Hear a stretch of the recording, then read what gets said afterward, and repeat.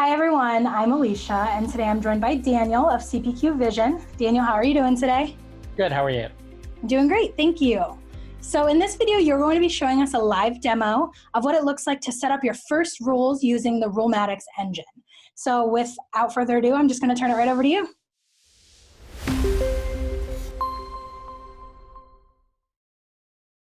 Great, let's get started.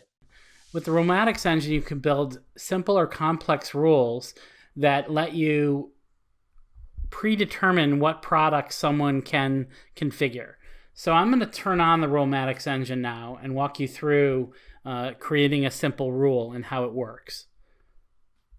So the system's going to confirm that we do want to use the engine, and the rest of the process is the same until we get to the last screen. We've got our 3 product choices with our 6 product options. And then we've got an option at the bottom now that says Rulematics Engine. So I'm going to select that. And now I can start to create my very first product rule. So I'm going to create a product rule. And a product rule is an if-then statement, essentially. It's like if something occurs during product selection, then these options are limited. So for example, if I choose USB connector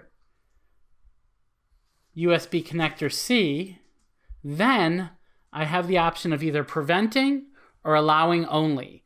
So prevent means that the option that I select after that will not be available. Allow only is the opposite. It essentially means that only that option will be available. So the reason we'd use an allow only is if we have like 10 different options for a given product option, and we want to allow only that one option if something gets selected, we would choose allow only because it automatically, essentially it makes it so that we don't have to make 9 prevents. Instead, we can do 1 allow only. But in this case, I am going to choose a prevent.